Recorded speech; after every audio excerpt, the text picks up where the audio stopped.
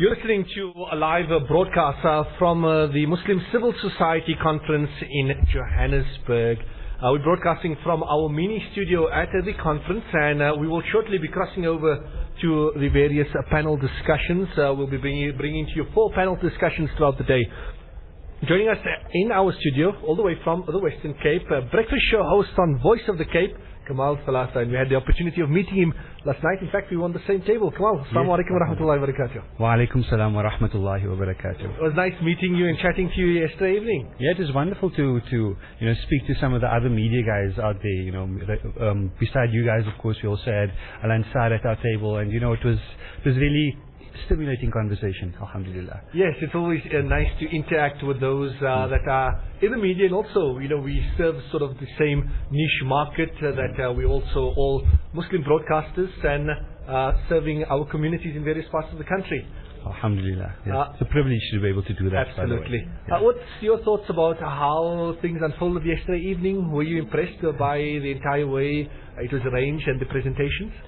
I think, of course, the venue, as well as the being almost starstruck at times with the magnitude or the caliber of people that was walking in and out. It was really something to behold. I think what was very significant of what happened last night was that moment when that's actually taken over social media, when that guy from the Marikana, he actually shouted out to the Deputy President Cyril Ramaphosa, who was on the stage at the time, and said some things that, accusing him of various things to do with Marikana. And I think the Vice President went on to say something that I thought was very significant in that context, where he said that, the whole NDP was done from a grassroots level, and, it was through lots of different interactions with lots of different members of the community that this came about. But when we're talking grassroots, how much more grassroots do you get than what happened at Marikana? How much more grassroots do you get than someone coming in and it was perhaps not the most appropriate platform to do it on. We could have, if you had to take the time out to come out today and just spend an hour in one of the sessions, we could have all digested this a bit better. But I think that, it just kind of also signifies the frustration that many South Africans are feeling, and why this type of conference is so important.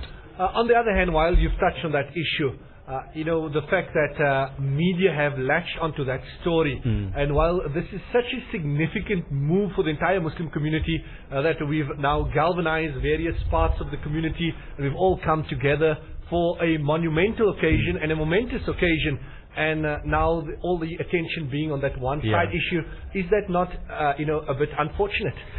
In a way it is, but at the same time I think it was a reality check. So I don't think it was, it might have felt unfortunate at the time, but I think in the context of the fact that we as Muslims sometimes forget that, there are people out there that have issues of their own that we don't necessarily connect as well with. We're talking about the issues, what he's talking about specifically is accountability from our government people, and we're looking at the ASRI, what we can expect from today, and we don't see much to do with government accountability. We don't see much to do with social justice for those people that are struggling in townships. That is not the meat and bones of what we can look forward to today, and we have to bring that up. We as a Muslim community, we also have a responsibility to actively try and bring about that social change.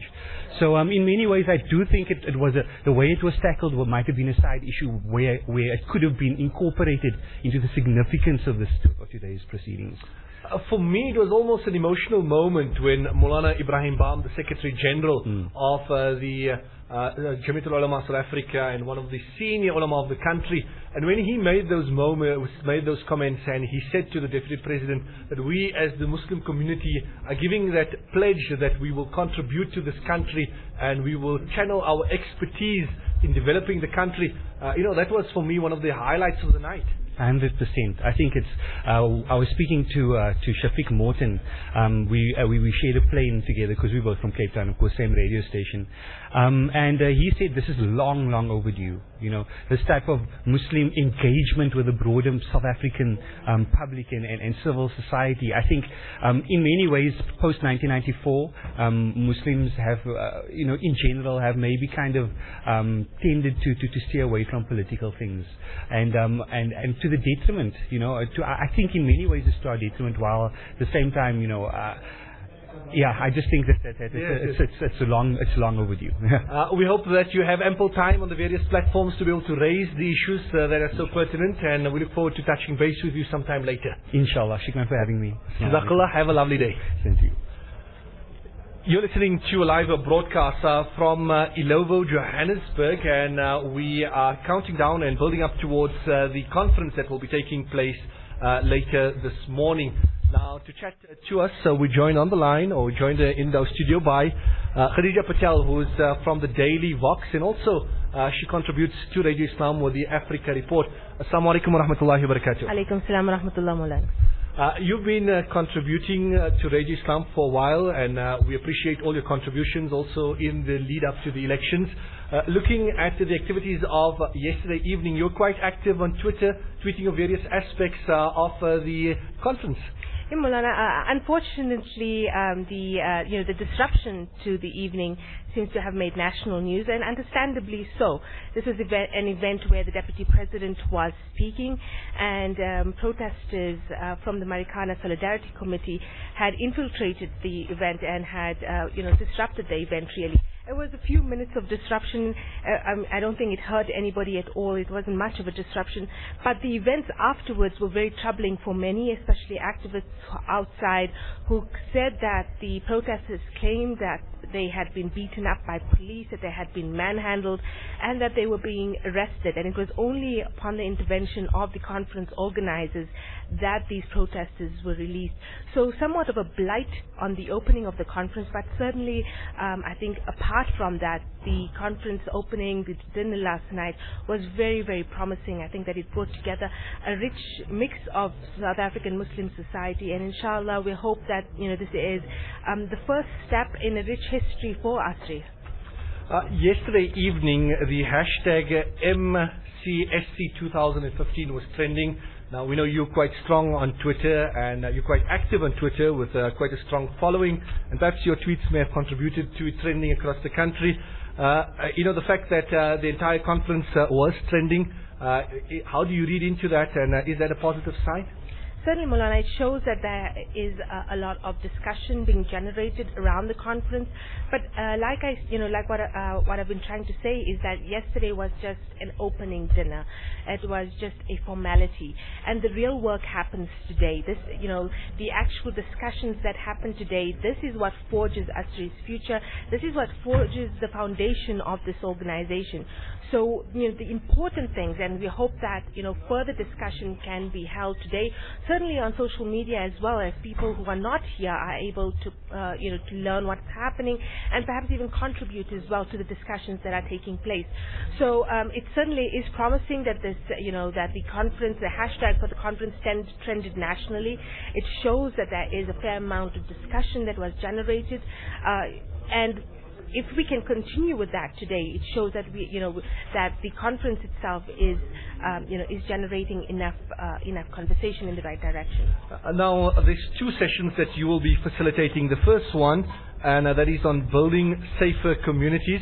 What are you looking towards getting out of that particular session? So I think I'm only actually facilitating one session. It's a typo in the program. The second session that has my name on it is actually being facilitated by Ashraf Garda. But my session in the morning about safer communities, I think the safety, security of our communities is one of the most central and most urgent themes of discussions, in many communities. I would like to think that, many of us have anecdotes even of family members, of friends who have recently been victims of crime, violent crime as well.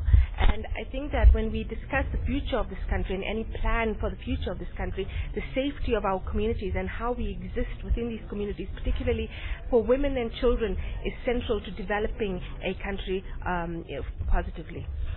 When we look at how it's been titled, Building a Safer Community, and that is obviously including crime, We've obviously given it a more positive name to the entire thing. While if you had to put crime there, perhaps it would be more catchy and people would get more, they'll be able to display more emotion and engage the topic more. Is there any particular reason? Is that how the entire discussion will flow, trying to look at it in a more positive light instead of just, focusing on the negative that we already have? I think this actually lends from the National Development Plan itself. Each theme in the conference is taken from the NDP, and I think there is a chapter in the NDP itself that is called Building Safer Communities. So I think that yes, in some respects, instead of us bemoaning crime and simply relaying statistics and feeling helpless about it, that instead of framing our discussions within the prism of building a safer community, of actually thinking of ourselves as being able to take positive action from it, is crucial to things changing. Until we're able to think about things differently and also to reassert our agency, within these matters, things will remain the same. All the best for the session that is starting shortly, and we look forward to your contributions later on and your thoughts about how things have unfolded. Inshallah. Assalamu alaikum. Wa alaikum assalam wa rahmatullahi wa barakatuh. From the Daily Fox, Khadija Patel, who will also be the facilitator of one of the sessions that will be taking place this morning, Building Safer Communities. This is a live broadcast from Ilovo, Johannesburg, and we're broadcasting from the Muslim Civil Society Conference that will be starting later this morning or in a short while. Stay tuned to Radio Islam International for cutting-edge coverage. Still using rusty old wheelbarrows? No, no, no. Get a Trojan trolley from Trojan Trolleys and Casters. It's powerful, it's strong, it's reliable. Trojan Trolleys and Casters, manufacturers and importers of trolleys, casters, wheels, ladders and more. Now boasting an all-new range of products, bringing you the best deals for 30 years. We deliver nationwide. Visit trojantrolleys.co.za or call 011 334 2590. Trojan Trolleys and Casters. We keep Africa rolling. Have you been to the palace? Palace? Fashion Palace. They have glamorous evening wear and funky sportwear. Oh, and let's not forget comfy sleepwear. Well, what are we waiting for? Let's go to Fashion Palace. Visit Fashion Palace, Shop 101, Grand Place in Asia. Thanks to Homemade Delights or call 011-854-5091. Get ready, because we're bringing you 5 weeks of budget-beating action in the Pick and Pay Extreme Savings Challenge. Ariel hand wash washing powder 2 kg, $39.90. Pick and Pay 1-ply toilet tissue 9s, $28.90. Pacomo Wheat Bix 900 grams, $28.90. Flora fat spread assorted 1 kg tub, buy any 2 for $71.90. Pick and Pay no name refined white sugar 2 kg, $17.90. So you get seriously low prices. Brand match cash offer coupons, and smart shoppers earn points on everything. It all adds up to extreme savings. Prices valid 14 to 17 May. Prices apply to Gauteng stores only. For the best in grilled and fried fish, get your tail flipping to Fisherways Lenasia South. Try our winning paella, scrumptious calamari rings, or sink your buds into our prawn cocktails. If that doesn't tickle your fin, get hooked on our ocean fresh hake, served with spicy rice or garden green salad. Anchor yourself in for your ocean experience off the Golden Highway, 74 Sheffield Street. Fisherways Lenasia South. Flipping good fish. Remember our sister stores Sears Gandhi Square and Eastgate Steers Debonair. Radio Islam has a vacancy for the program monitor's position. This position allows for flexible working hours and the candidate can work from home. Please submit your CV to smr@radioislam.co.za. أغيب وذو اللطائف لا يغيب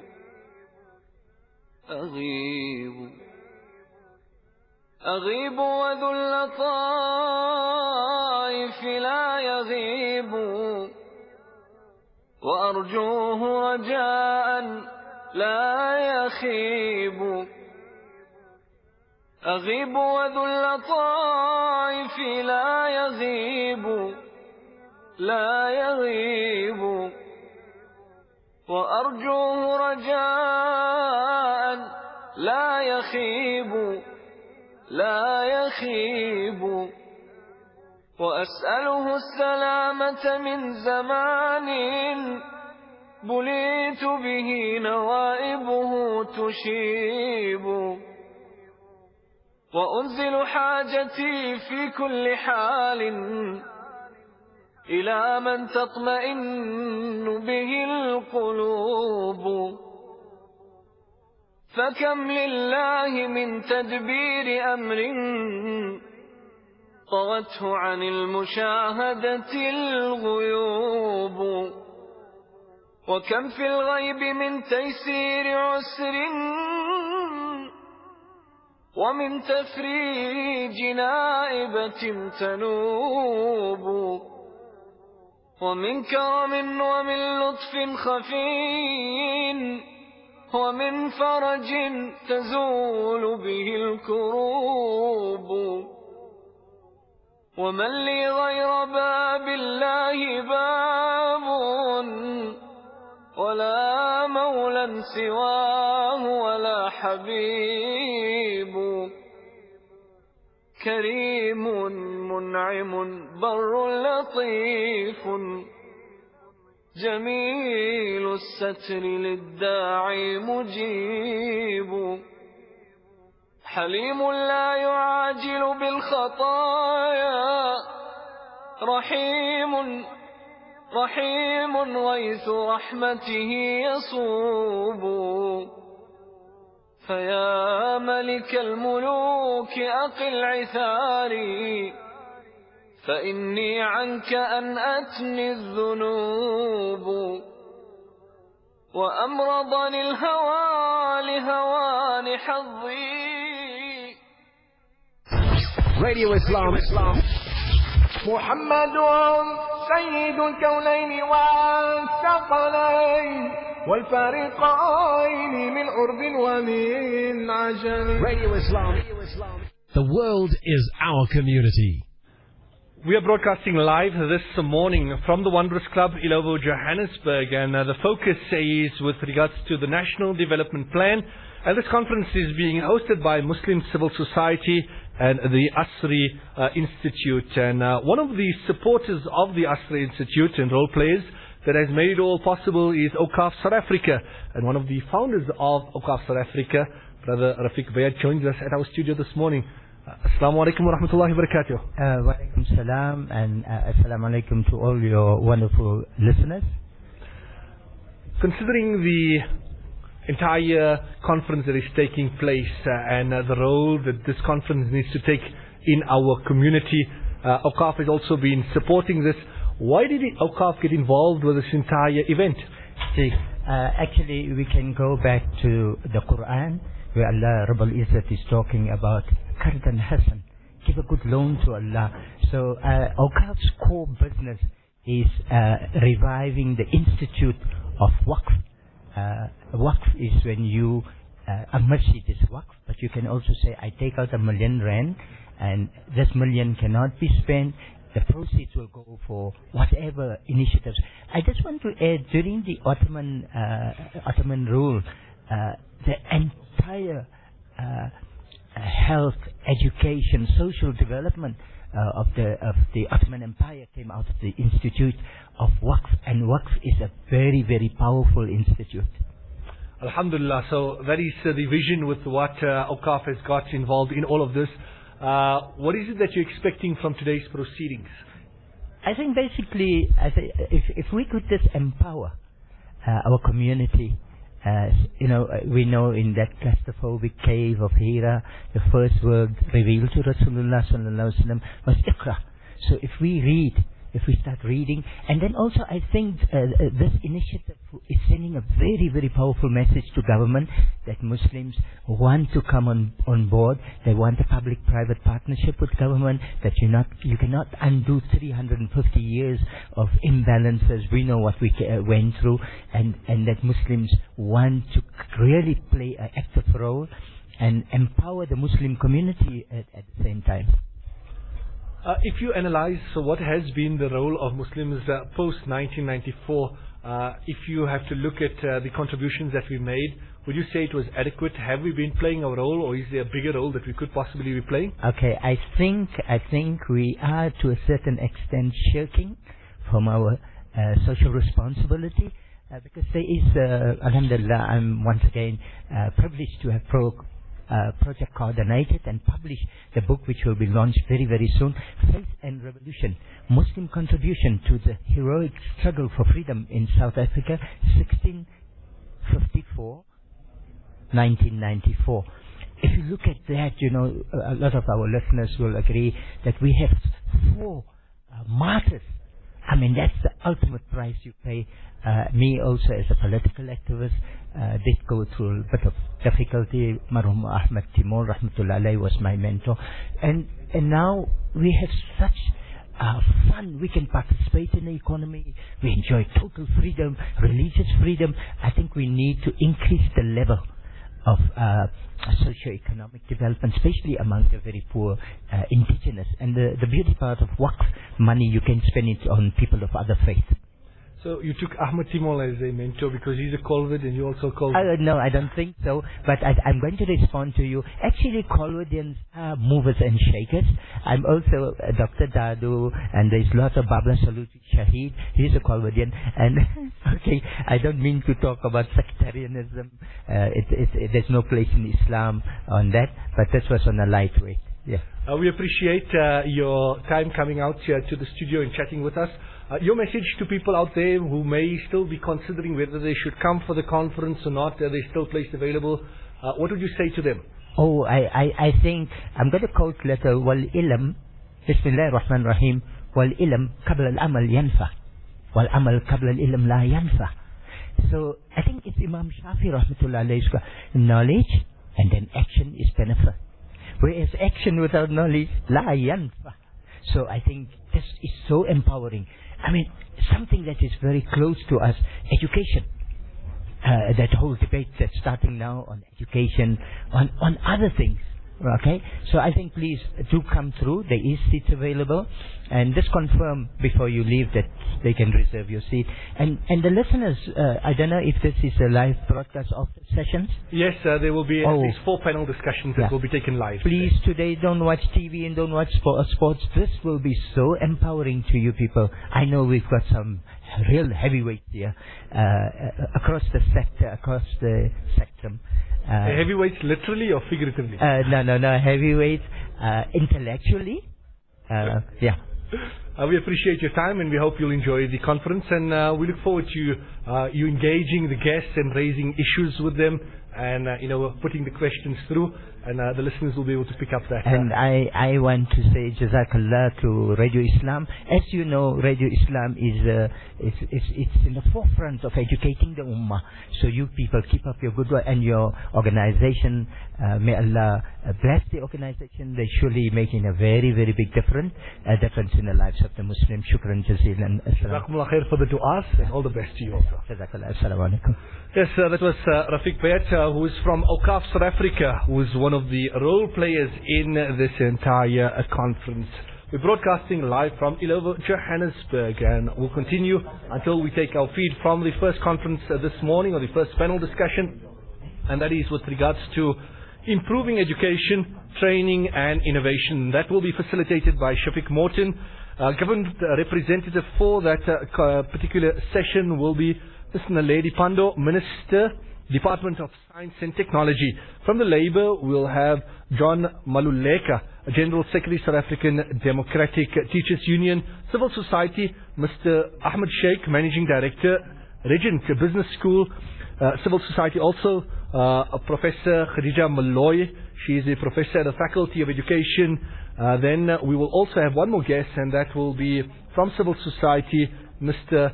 Phil Shaw Kami, Director of Cooperative for Resources and Education from CORE.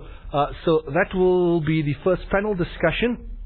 Shafiq Morton from the Voice of the Cape, the Radio Islam International, as well as Voice of the Cape and Radio Ansar, all media partners for this conference.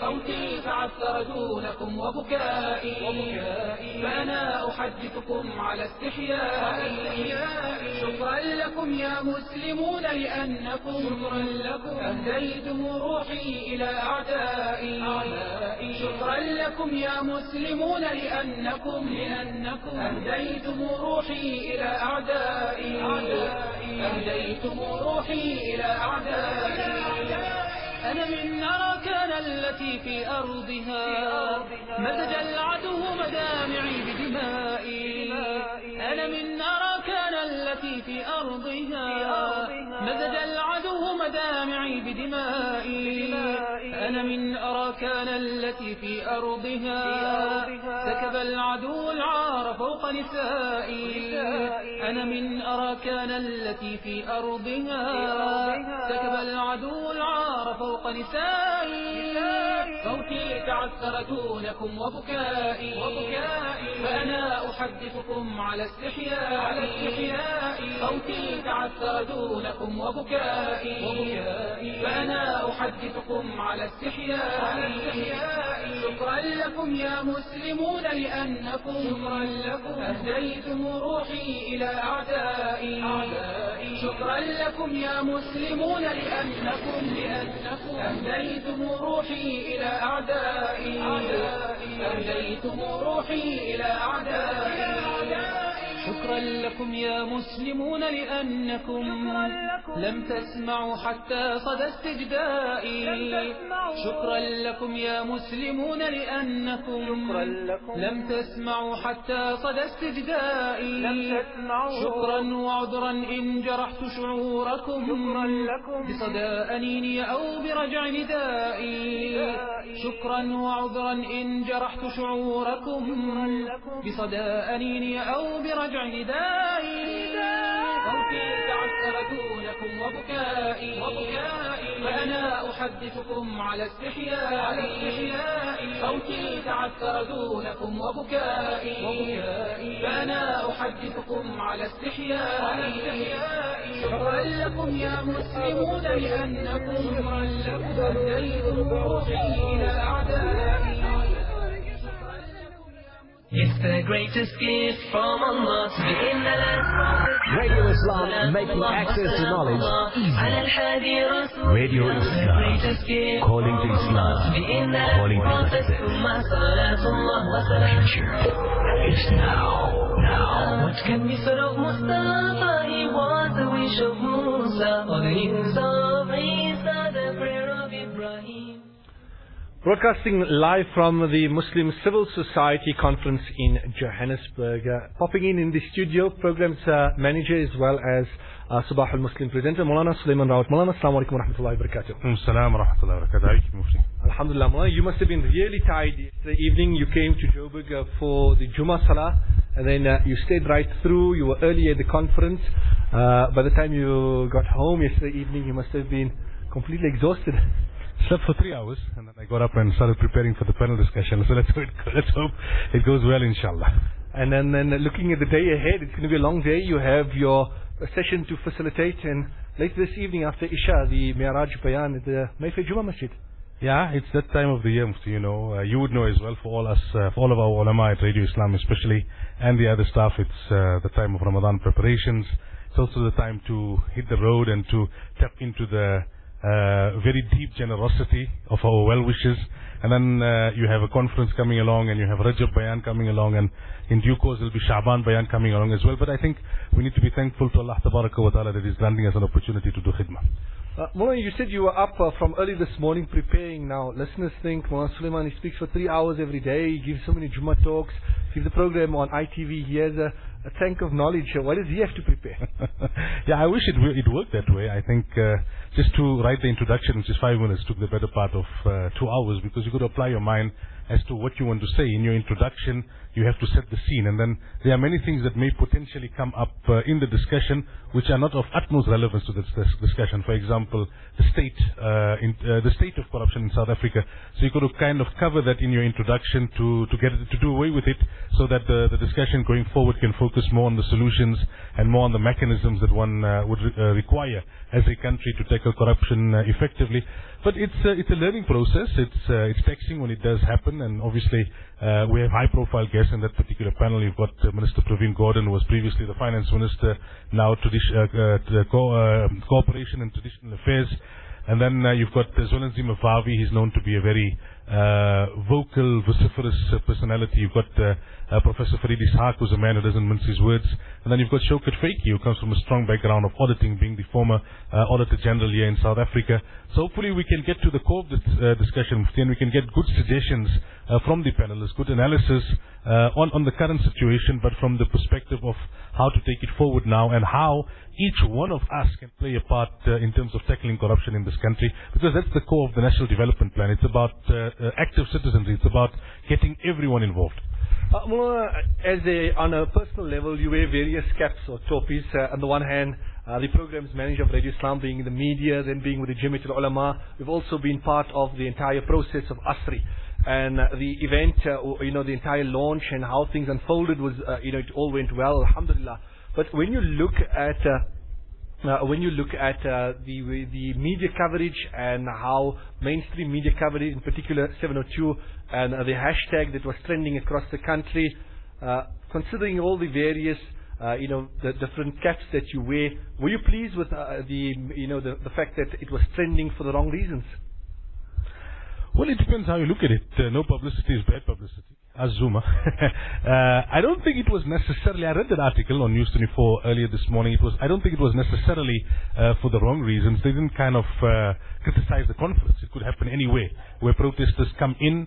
And when you go through security, in security they're not checking for placards. They're checking for anything that could cause physical harm. That's why it's called a metal detector. So if people come in and when the president or the deputy president is in the room, if they stand up and start shouting certain slogans about which they feel passionate, I suppose in a way that's democracy. Some may agree with it, some may not agree with it, but they have their right.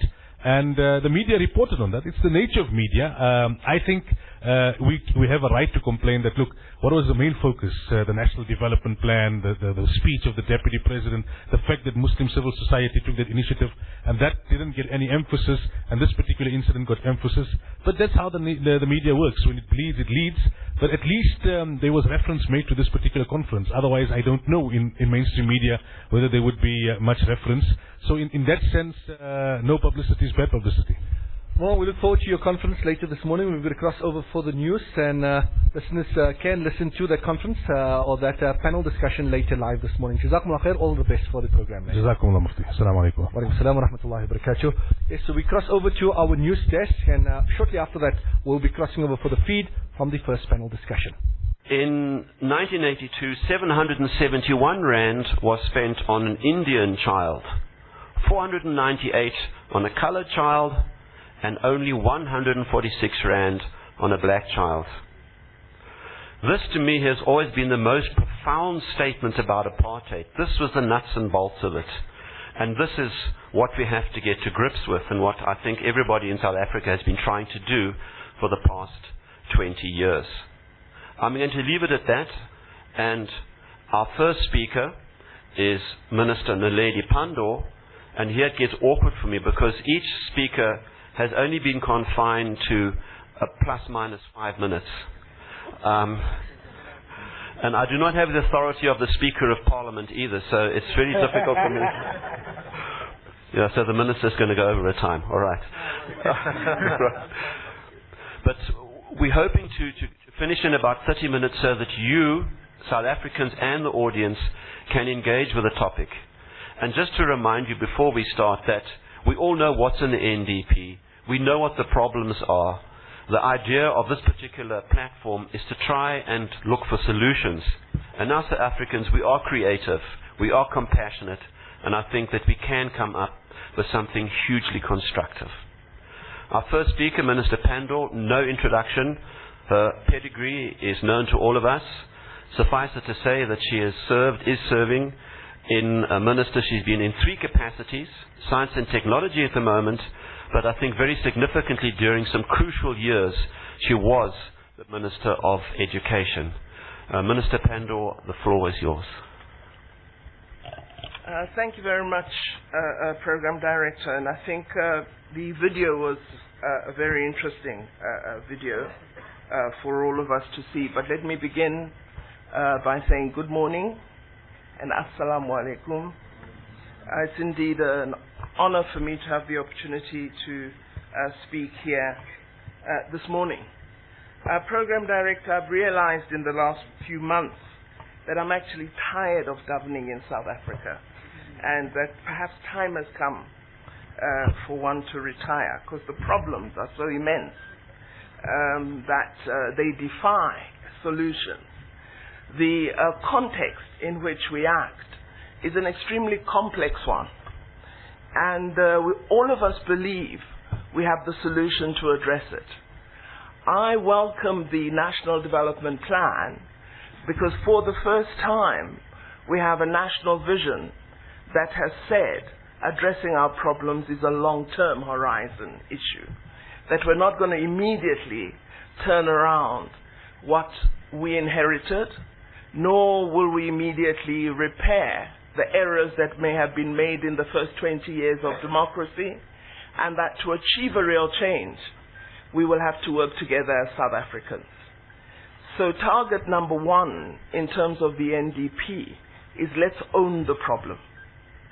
Let us agree that as South Africans, we own the problems and we will resolve them together.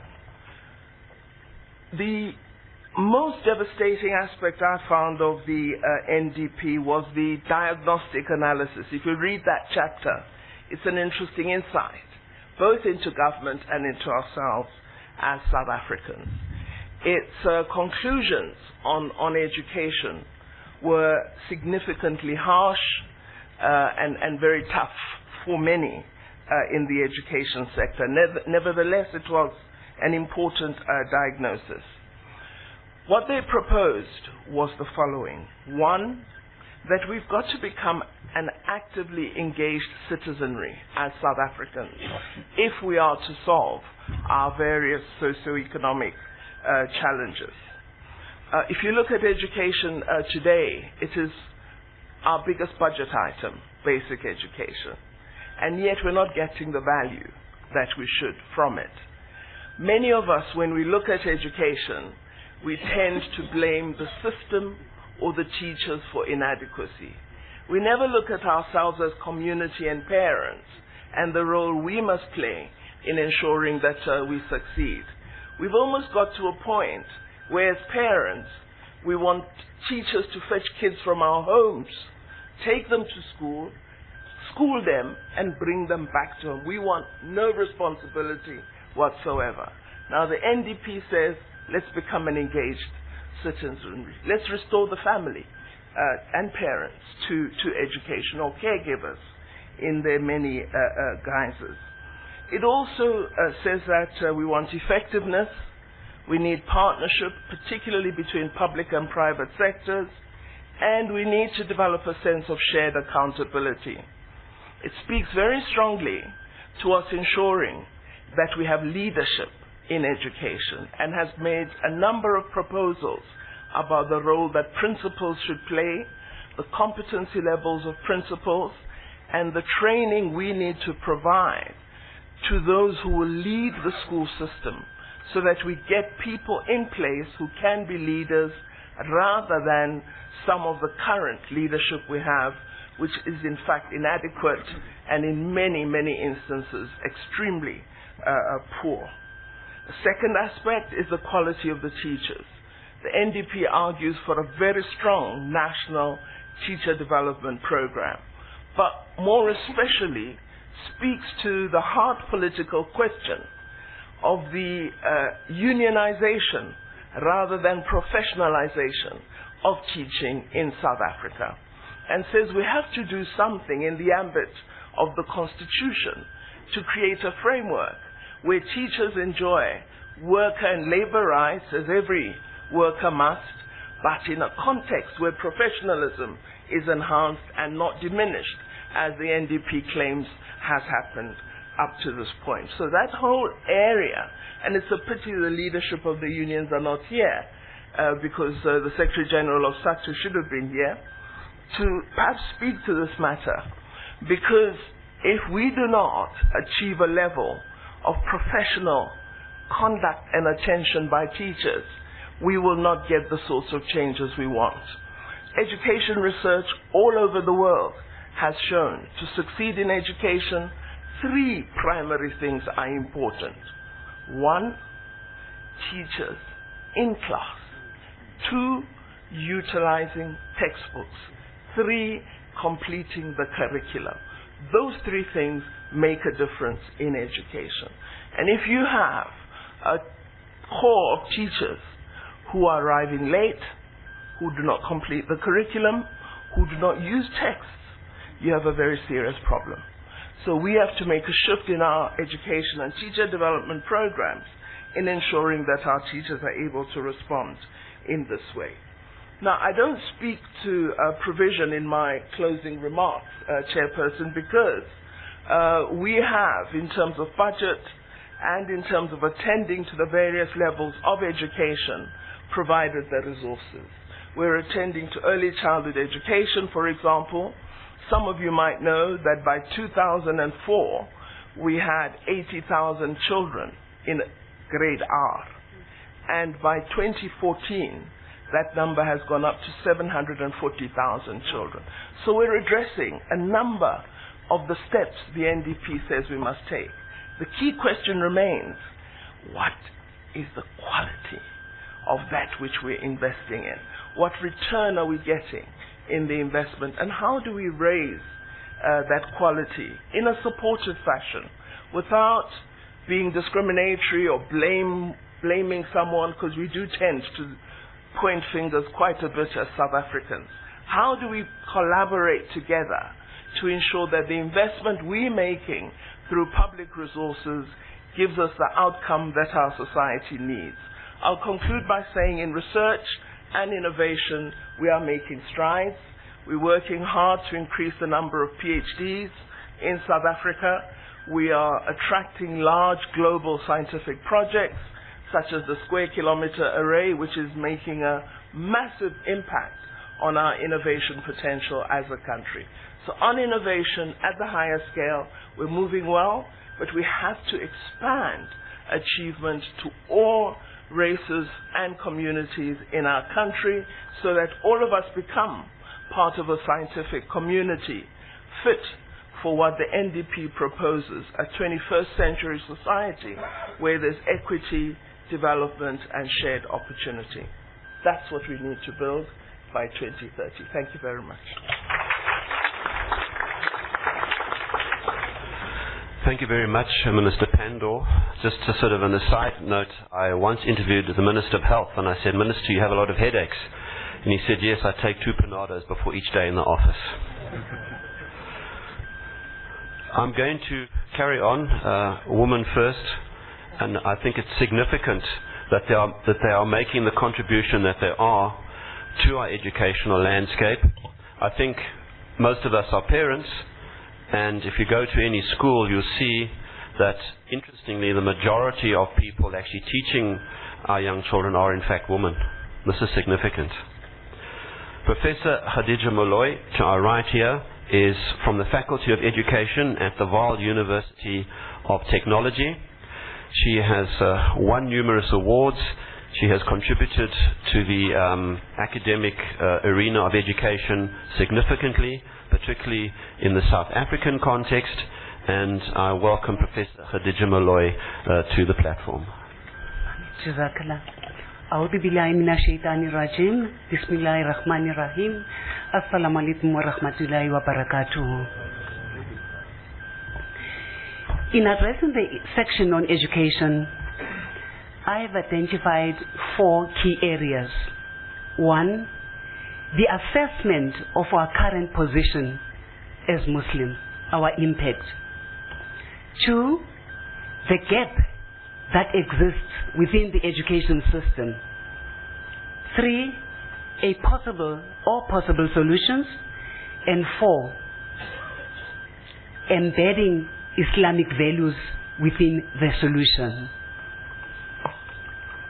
Currently, the estimates of the South African population in 2014 pointed to 54 million. Of that population, the Muslims make up 2.9 million.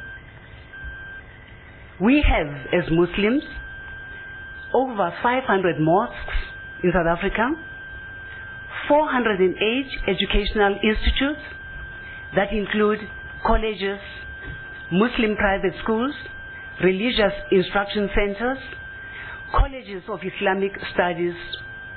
Therefore, it means that we have an impact. However, given that our mandate as the education panel is to come up with practical solutions towards building national capabilities, we may need to critically reflect on the following questions. 1. Our current position.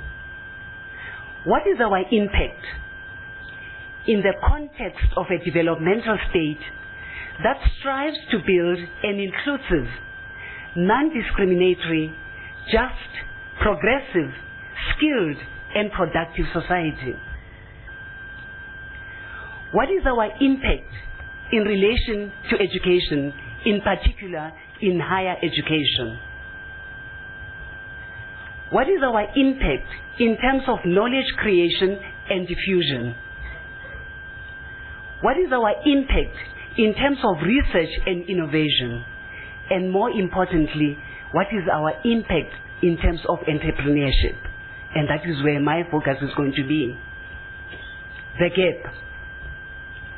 Within the South African education context, I'm asking us as Muslims, is it possible to come up with something new, something innovative, to which we can commit to address the gap? 2, why is it significant that we urgently identify the gap and address it within the next 15 years? 1, in terms of planning, resourcing, and implementation. 3, how can we address the gap? And 4, is there a missing link between the gap and the solution? 5, what is the gap? And why is it a gap? And what do we need to do to address the gap? So those are my questions for the gap section. Possible solutions. There are 23 universities in South Africa and numerous FET colleges, further education and training colleges, and TVETs. Many institutes offering different disciplines. However, in South Africa, there is no university of entrepreneurship, right? So for me, that is the gap within the whole country. And I'm asking, what will it take to start a university of entrepreneurship as a Muslim community? What would be its form and its content? Right? Where would it be ideally located for maximum impact? Which partnerships would be required to realize such a university nationally, regionally, continentally, and internationally? How much time would you require to be able to realize such a university, given that in 2030 the national development plans should have been realized? But also, how much time would we require if we were to start such a university in order to address the triple challenge of inequality, unemployment, and poverty? Direction. If we were to start a college of teachers, training teachers in that particular field, that way again, entrepreneurship, how would it help to address these challenges? How could a school of entrepreneurship for school leavers and university dropouts be able to address these challenges? How can a program on entrepreneurship for small, medium, micro enterprises help to address the challenge? Embedding Islamic values. We have, number one, a very critical value, which is discipline. Wherever you go, Muslims are disciplined. That is one value. The value of peace, charity, hard work, humility, cleanliness and care. These are the values that define who we are as Muslims. 15 years from today, what could be the impact of these values on our contribution, one, to youth development? What would be our contribution to improved conditions for women 15 years from now? What would be the impact of our contribution to the facilitation of public or civic education through progressive approaches that empower the ordinary man and woman to lead a better life? And my question that is important, what constructive and instructive conversations will help us develop a vision and a strategy that is transformative? And lastly, can we today commit our intellects, our energy, our souls, our passion, our compassion, our desire towards a new and innovative University of Entrepreneurship for local impact and global economic competitiveness? And I end there.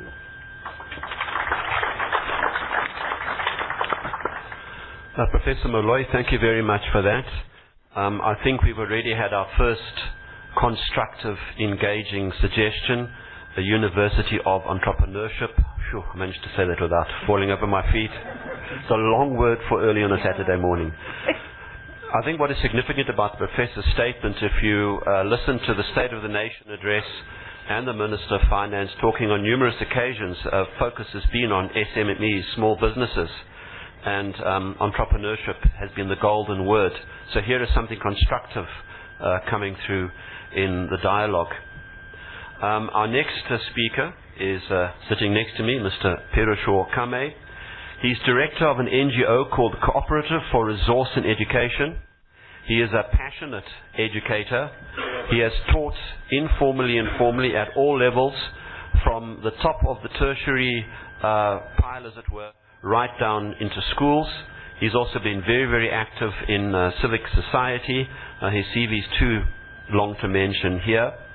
But today he's going to be focusing on the role of civil society, what contribution civil society can make to the educational landscape. Mr. Piroshaw Kame, welcome. Thank you. I first want to start by thanking the organizers for inviting me to join this panel and contribute. I think it's a very exciting venture, and my good wishes go to ASRI in the future work that it does, and I hope that all of us have continuing engagement with ASRI about the mission that they've set themselves in realizing the goals and ambitions of the National Development Plan. I also want to remark that there's a proximity between the National Development Plan and what the United Nations is trying to achieve in the next 15 years. Probably our President will go to New York in September to endorse the SDGs, which replace the MDGs, which will set new social development goals.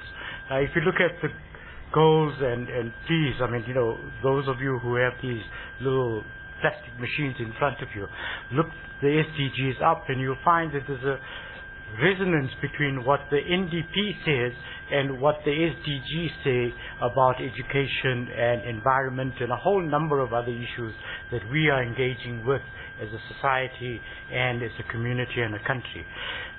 So there is a proximity about that. I think that we also need to understand what is the notion of a developmental state. We talk very glibly about it, but we have not unpacked it. And we need to understand that a developmental state in the Korean concept is very different from a developmental state as the Americans conceived it. And our approximation, in the way I understand Minister Trevor Manuel articulating that, was that we were looking at an East Asian example of what a developmental state is. And that's the path that we should stay true to, because that's the path that will realize that we can end the gap between the rich and the poor in this country and build equity. Now, I want to turn to this issue of civil society because I think it's undermined by very many people in how they speak about civil society. Civil society is independent of government and it's independent of business, and therefore plays a unique role in entrenching democracy and strengthening democracy.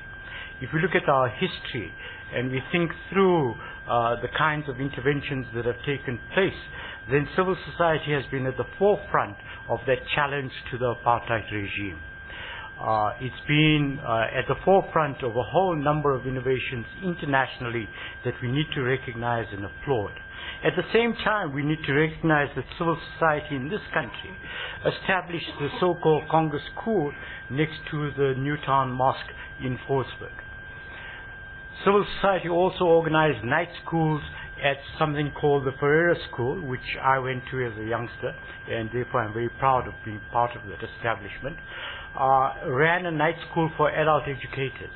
And when we used to walk past there, my mother used to tell me that the lights are on in that school because adult Africans are learning to read and write. And it struck me always that this was an important part of the contribution of our struggle. If we look at civil society internally, then organizations like the Sackett Trust gave rise to a number of programs, both formal as well as informal, both university-based as well as school-based, which set a formidable kind of incentive for people to educate themselves. And I know of nurses that used to come after a shift at Baragwana Hospital to Sackett's Trust in Simmons Street to do a course on public administration, which I had the fortunate to teach. And they would come in there at 8:30, just having come off a Patco bus. So there's this enthusiasm and glow for work and ethic and responsibility in our communities that we can never forget and besmirch and sort of dump down on civil society. I think the sector is under-researched, and perhaps that's an area that we need to work on. The Department of Social Development tells us that there's about 120,000 registered non-profits. The Companies Act can't tell us how many registered non-profits there are, and CIPIC is in a bit of a mess to be able to give us that number. And then we have this very complex situation between registered trusts, which are family-based trusts, or public trusts for the public interest. And again, we don't have any sense of the number of trusts that exist that might be working around the issue of education. So we need to sort that out in terms of what government needs to do in terms of disaggregating the numbers and understanding what contribution which people are making where. Then I think that we also need to research the contribution of faith-based schools, whether they are Muslim schools or Catholic schools or Anglican schools, as to what is the contribution and why is it that the results from those schools are better than the results from the public sector schools. And we need to unpack that and say, how do we replicate what is happening in those faith-based schools to put back into our public schools? And there might be salutary lessons there. I'm also fascinated by the assessments that we have and the annual sort of regurgitation of how much CSI spend there is. The only measurement of CSI spend, that's corporate social investment and responsibility spend, is from publicly quoted stock exchange listed companies. We do not have any figures about what smaller enterprises are doing or non-quoted enterprises are doing in terms of giving and the charity contributions that they make. So that's a further piece of research that I think that we need to undertake to say, what is it that corporate South Africa is doing in terms of education and what contribution it is making. So there's a two-edged to that sword, and that is basically that corporates can't hide what they are doing. They have to put that out into the public arena to be able to say, this is our contribution to society. Because without that contribution, we don't know that contribution, and therefore there's a mythological view that corporate white South Africa is contributing to education. And the figure that is quoted is that 49% of CSI spend goes to education. But where in education does it go? Does it go to private bursaries of those directors of those companies, or does it actually go on the ground in Kokstad and smaller places where the toilets are not working or their teachers are not attending school? So we need to measure that and find that out, and I appeal to the corporates here that if they are making contributions, put that out in the public domain and ensure that, you know, those figures are counted, because without not counting them, we will not know what is happening. The second appeal that I have to corporates is that why don't we enter into partnerships? Because the problem is mammoth. So if a corporate in, say, Lodium is approached by a school in Atteridgeville to fix A, B or C, and the problem is too big, why doesn't that leader of that corporate go to the leader next door or his neighbor next door and say, I have this appeal from school X, but can you join me in a partnership, and can we together fix the library and fix the toilets? So can we work out that corporate partnership so that we work together? And that idea of partnerships, as Deputy President Ramaphosa said last night, also has to be extended, and Maulana also echoed that sentiment, that we need to partner with government as well. So we need to be able to say to government, okay, if we fix the toilets, will you make sure that the toilets are maintained? Will you make sure that if we put in a soccer field, that the soccer field is maintained, and that when we come back a year later, that it's not full of grass and weeds, and that somebody has attended to it? So I think that there are magical things that we can do, and we can work together in terms of the issues that confront us. Corporates can also open up their premises for internships, work experience programs, and just invite youngsters from the local townships to come and visit their factories, visit their workplaces, and see exactly what they are doing. Now, it doesn't have to be a production site. It could just be an office situation as well. Just to realize that this is what a lawyer does and this is what a dentist does. And there's less blood in a dentist's office than in a medical office. So give that impression to the youngsters, because they don't have that work experience. A youngster has never seen an invoice, never seen a statement, never seen a check, doesn't know what an EFT is. So we need to extend that experience and that work experience to the younger folk in our communities. But now I want to turn to government, because I think that government also needs to come to the party. They need to provide additional tax incentives for corporate giving, and that is not happening. So what you do is you take it off your bottom line after tax CSI spend, and I don't think that that's adequate. If government wants corporates to come to the party, they need to provide greater tax incentives, not only to corporates, but also to individuals.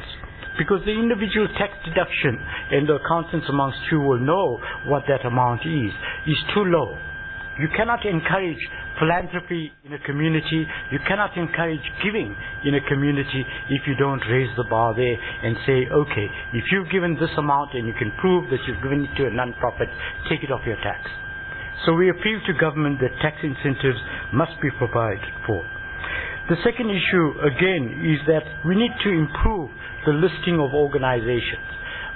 The Department of Social Development tried to deregister organizations 2 years ago. We put up a massive fight. Minister listened to us and re-registered those organizations. Almost 60,000 organizations were at risk of being deregistered. And so government has to comply with the law that they've written and comply with the law that we the people have made. So a bureaucrat sitting in a building in Pretoria can't, with a stroke of a button on a computer, decide that he or she is going to deregister organizations. We can't have that type of impunity in government service at all. I also want to come to the issue of the corporates and how the banks in this country are operating. In the past 6 months, we've had a savage attack by banks on FICA regulations, where they've tried to ensure that everybody is FICA compliant.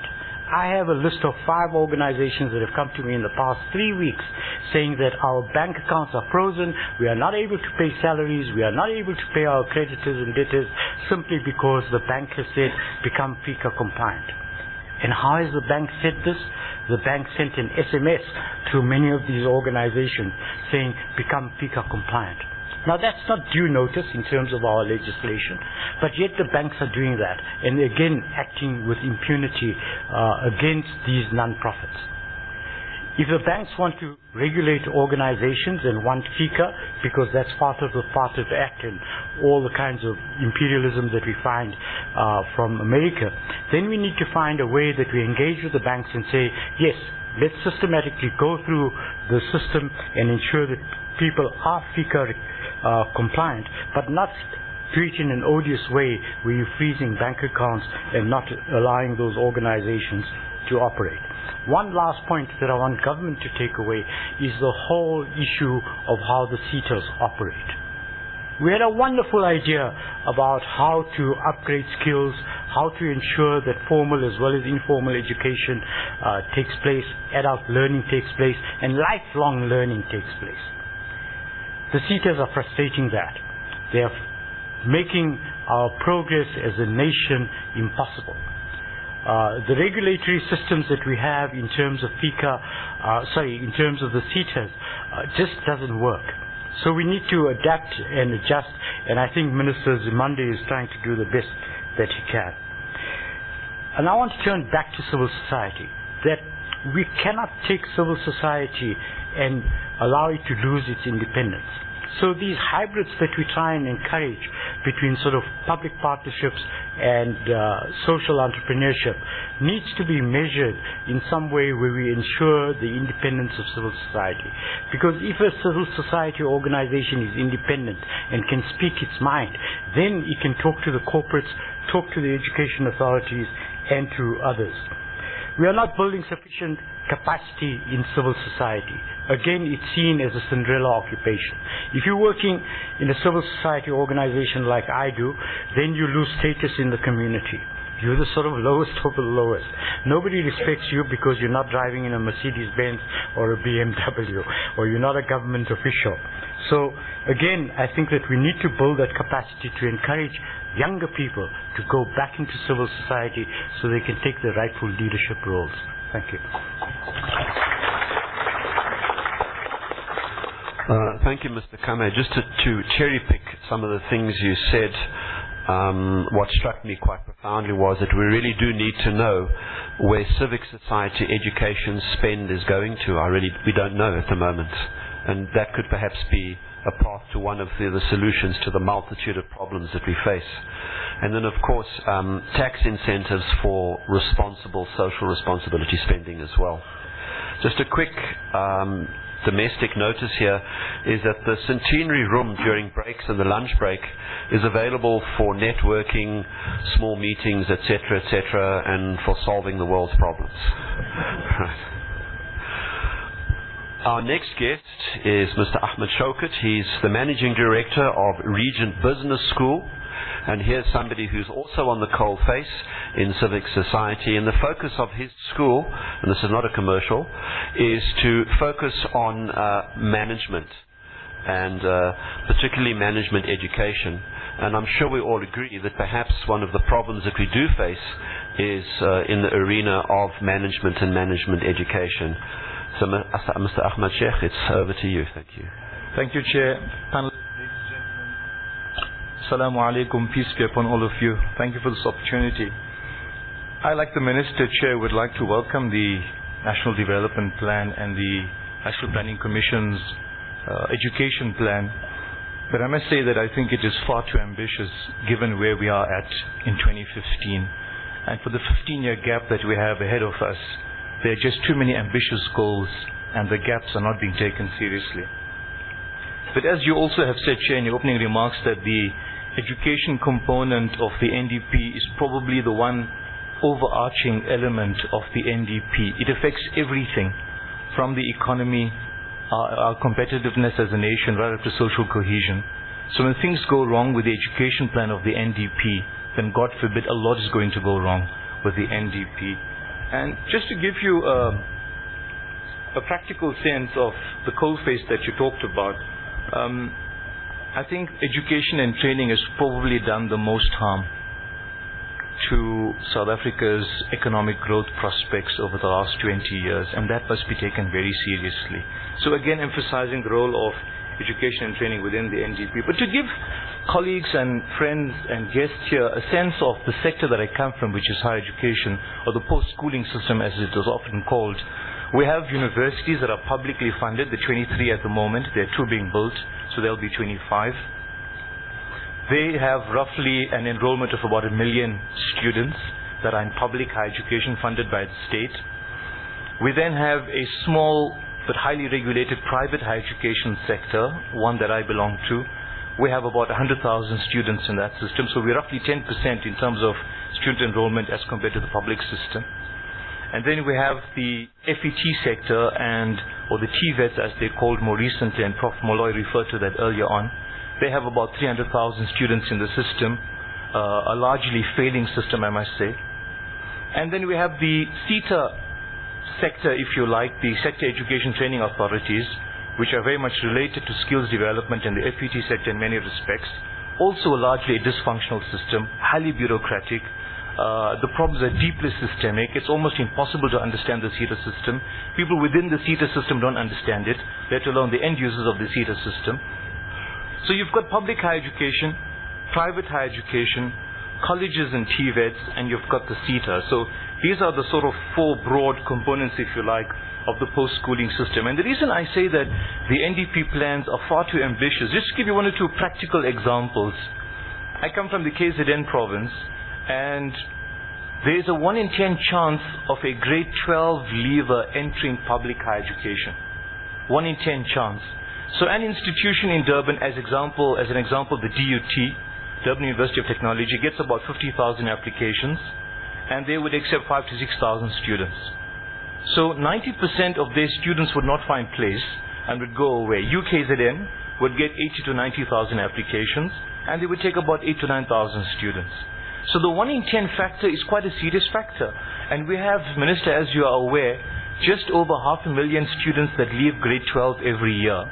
Some of the statistics available are that the balloon of students who don't find place in higher education, who are eligible for higher education, is about 6.5 million. And every year we add 560,000 roughly to that with the grade 12 departures. So this figure of 6.5 is 7 million, 7.5, 8 million.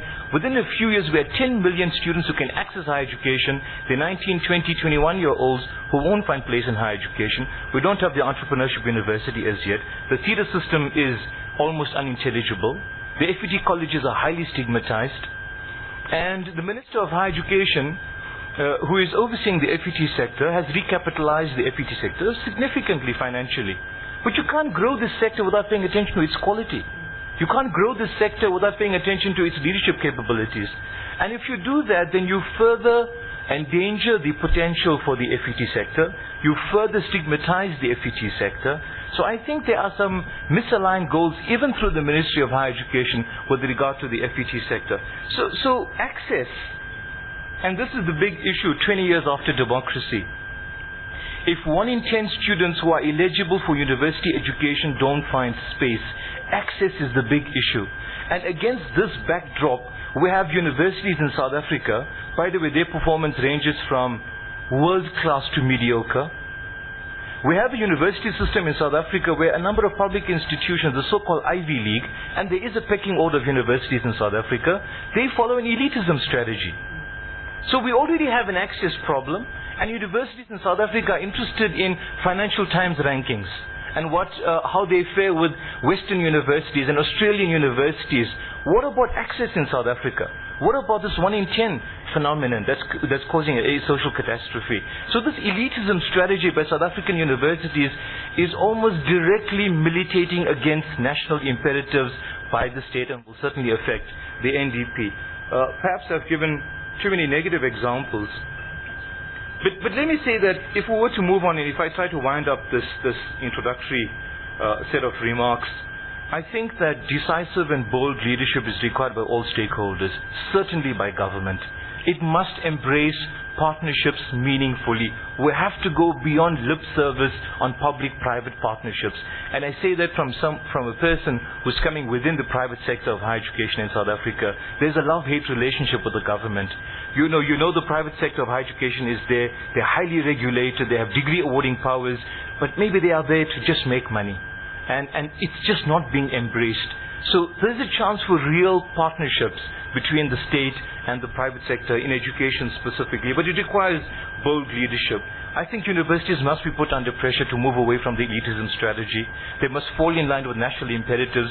We can't be training South African students so that they could work in developed economies of the world. We need people to resolve problems locally and regionally in South Africa. We certainly need to increase throughput rates. Throughput is the time that students take when they enter a degree in higher education to the time they finish in minimum time. The average throughput rate in South African universities is around 20%. It's as low as 9% in some South African universities. That means if 100 students register for an undergrad degree, in some cases only 9 out of 100 will finish in the minimum time. So we've got serious challenges with throughputs. We've got a revolving door in education. 50% of those who get into a degree program don't finish their degree programs and will fall off. So there are real fundamental problems, and bold leadership is required to transform the sector. Maybe lastly, distance education is referred to in the NDP. Not enough is being done to increase access through distance education. People want to work whilst they develop a career. So students must be allowed the opportunity of studying on a flexible basis, in a flexible format, and distance education provides that opportunity. If you allow me to share 30 seconds more, perhaps as a community specifically, as the Muslim community and its role in higher education with regard to the NDP. The Deputy President last night referred to opportunity not being related to circumstances of your birth, but related to hard work and diligence and competence. And I think our role as a community is to focus on that second element, hard work, diligence and competence. And it's in keeping with the Quranic spirit. Many of you are familiar with the story of Yusuf alayhi salam, with the Prophet Joseph, which goes across all the major revealed religions. When Yusuf alayhi salam was given the opportunity to enter the government of Egypt, and he was asked to assume any role he would like, and he chose a particular role. He said, Bismillah ar-Rahman ar-Rahim, قَالَ جَعَلْنِي عَلَى خَزَائِنِ الْأَرْضِ, set me over the granaries of the land. In our terms, it would make me the Minister of Finance. But the reason is quite significant, and this is the number of it. إِنِّي حَفِيظٌ عَلِيمٌ, indeed, I am a knowledgeable guardian over it. And that is the competence that Surah Yusuf talks about. And I think as a community, we need to hang our hats on these kinds of things of hard work, diligence and competence. Thank you very much. In fact, thank you very much to all panelists. I think some really outstanding contributions and a lot of food for thought. We still have 15 minutes, which is very good, because what I'm going to do is I'm going to throw it to the floor. It was suggested that the moderator ask questions. I think I'm just the facilitator rather than a moderator, and I think what's important is what comes from the floor. So how we're going to do it is that if you have a question or if you want to make a point, I don't know whether there is there a roving microphone at all? Yes. There is one, okay. So there is somebody with a roving mic. You can raise your hand. Just very, very quickly, please keep your points as brief as possible, your questions as brief as possible, so we can get through as many people as we can, so that the participation can be as comprehensive as we can physically accommodate it. All right, I can see hands are starting to raise. There's a forest of hands. Okay. That was the first hand I saw raised there. Okay. And then somebody's actually got the microphone in their hand already. Possession is 9-10. Afraid. Right. When you make a contribution, could you please just say who you are? If you are from an organization, it's not a big brother thing. It's just a way of adding to the dialogue. Thank you. Salam Kasim from Minara Chamber of Commerce. The biggest problem that humanity has gone wrong is privatizing education and health. And what we find with South Africa is that there's a major inequality that still exists with the education department. If I take a simple analogy of a 100-meter race, where you have a white child that needs to complete the 100-meter race, you start at point 80. A colored and Indian child will start at 50 meters and a black child will start from 100 meters. You find that the gap is too large and too great for them to go to the basic education system. And what we find is that there's a high level of poverty that still exists with kids going hungry to school. I've seen cases in Molweni, to Scottsboro, to Dudu, in Soweto, where kids don't even have basic school shoes. And it really breaks your heart to see that kids are hungry because they come from poverty-stricken backgrounds. And we need to address those issues of poverty eradication. That's going to also make a bigger impact for the kids' learning. Also, we find that years back, in 1978, when my cousin Amina Jogia became the first South African to have 6 A's in matric, it was all to do with hard work, dedication, and perseverance. There's no quick fix that we have. We as a nation need to realize that education is a critical, fundamental point to build a greater society. And it is value of a poet or a rocket scientist. And that we as a nation need to understand that if we need to move forward, we need to put the fundamental basics of education. And as it's been a major chunk of the budget, we need to look how we look at all those loopholes, all those cracks in the system, and fill them up. Right, thank you. I do believe on the right-hand side here, apologies if I don't get, I'm going to try the best because all I can see is a forest of hands and my eyesight is quite bad. Right. Assalamu alaikum, my name is Shabir Musa, family physician at WITS. I'm just saying that there's some good points raised and I wonder about how we take it forward. One of the things that I think is important to understand is that the role of ASRI, in fact, should be to keep such conversations going, but it is not the driver of any of these ideas. And I think what it means is that we have to think as we go forward how we collectively or individually engage to take this forward. And I think that the ideas that are mentioned are important ones. The question I have to perhaps the Minister is that public-private partnerships have been raised, and I understand the difficulties of an unregulated private sector, but in a regulated private sector, non-government sector, there's plenty of opportunity. Why the love-hate relationship? Right, I'm going to ask the Minister quickly to answer that question. All right, there's somebody over there, the gentleman with the grey jacket, a smile on the face. Bring the mic to the smile. Minister, if you could just quickly answer why the love-hate relationship. Thank you very much. My name is Steven Ngobo from TAC. I'll quickly say my things. One, in my observation, our education system does not cover people who are very intelligent but are not being recognized as being intelligent. For example, dyslexic people who are technical, know things, contribute a lot, but cannot be certified because there is no school or institution of learning for them. Therefore, they've got skills, but are not being recognized. And also the issue of NTP, I think the NTP is not being simplified for the communities. Many people are not out NTP. They don't even talk about it. I'm talking of leaders who are leading strategically. They don't talk about this NTP. So I think it must be made to be understood by the community more than people who are sitting somewhere else. And the issue of parents not, as the Minister alluded on, not being part of the caring of their children. I think SGPs, in a way, I think should be used to understand what their children are learning than just to lead for the sake of policy making without understanding what their children are learning, so that they're able to own it as well as give leadership on that regard.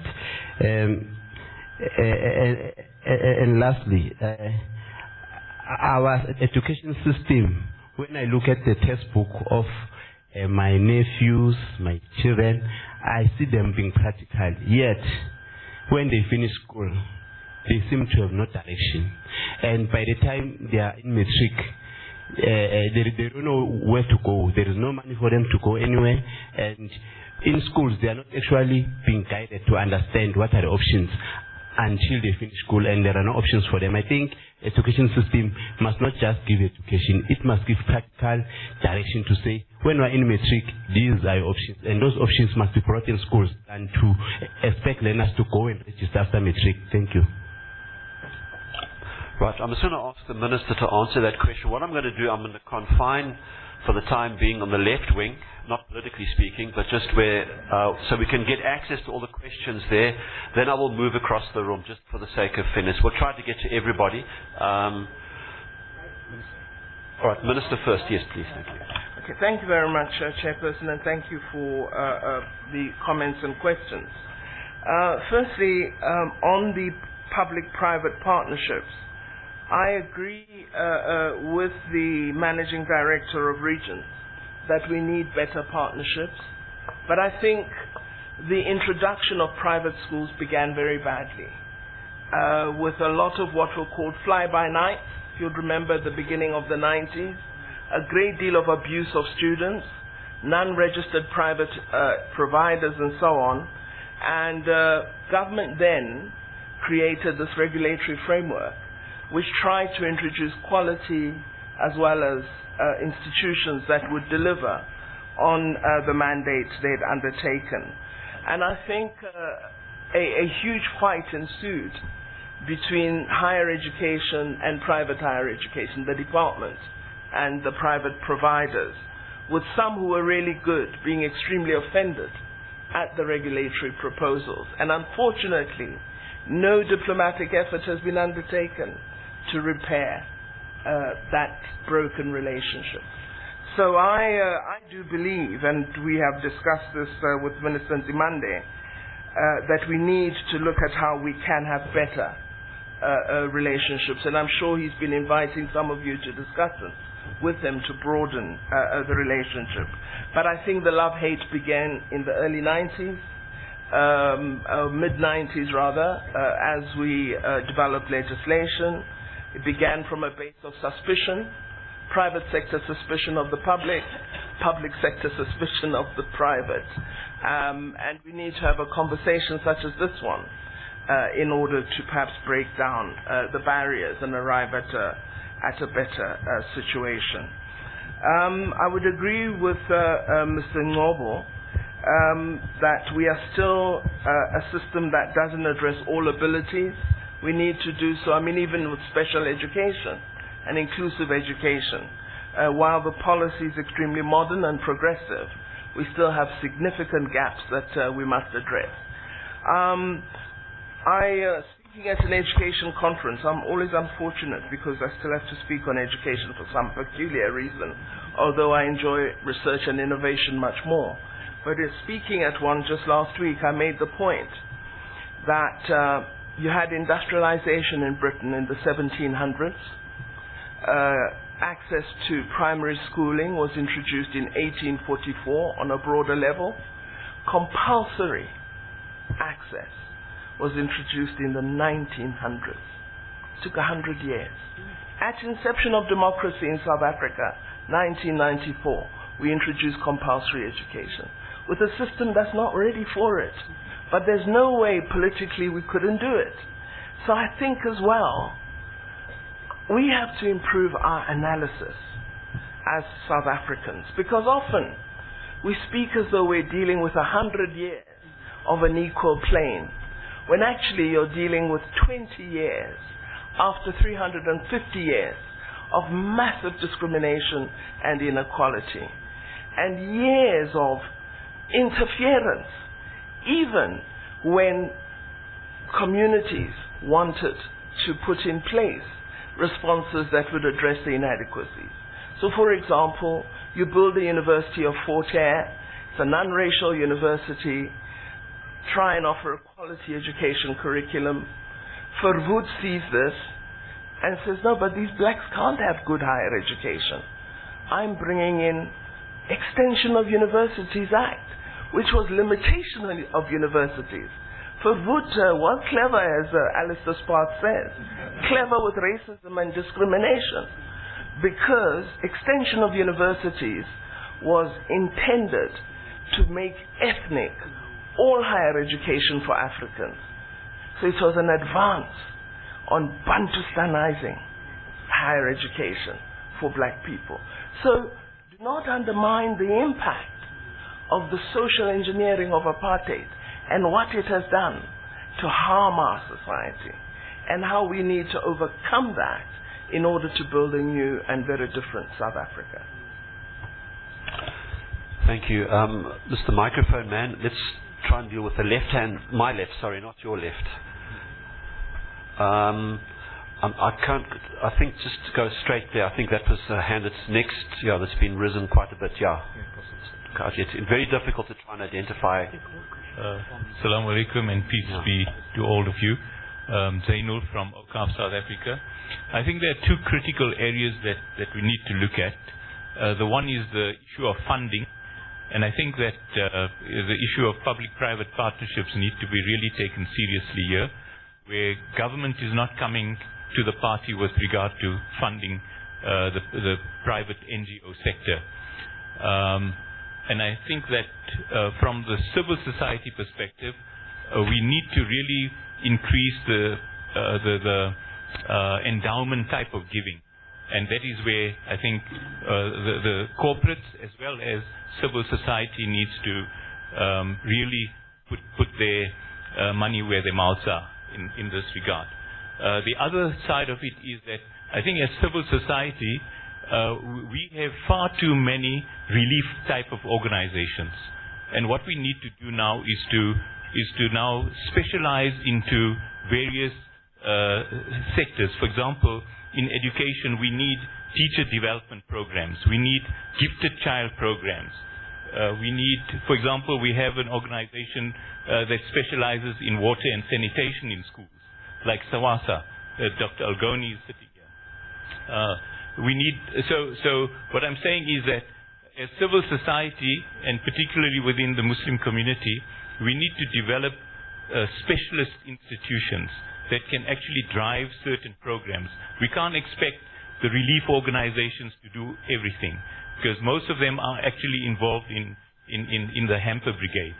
So I would actually appeal to people in the community to actually think hard on funding as well as creating those institutions that can deliver. And I'm quite confident that we do have the people and the skills to be able to do that. Thank you.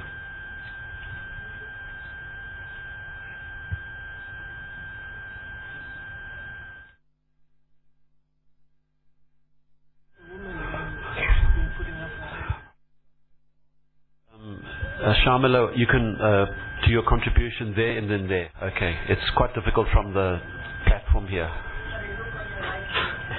I said we're going to deal left first and then go right. We will get there. Assalamu alaikum. Nadeem Mohammed from the Muslim Students Association. I just wanted to touch on the issue of NSFAS. I see in NDP it's not really a main point. So I wanted to find out, is that the plan in NDP, is it part of the program, the plan? And if so, what process is in place to sort out the inefficiencies? Being involved in student governance at Wits University, I've experienced firsthand the inefficiencies of that system. There's a lack of human resources. They are very poorly staffed. There's a lack of standardization. There's a lack of support to students, not just academic support, but emotional and physical support. So I wanted to find out, is NSFAS part of the NDP? If so, how are we going to address the inefficiencies? Thanks.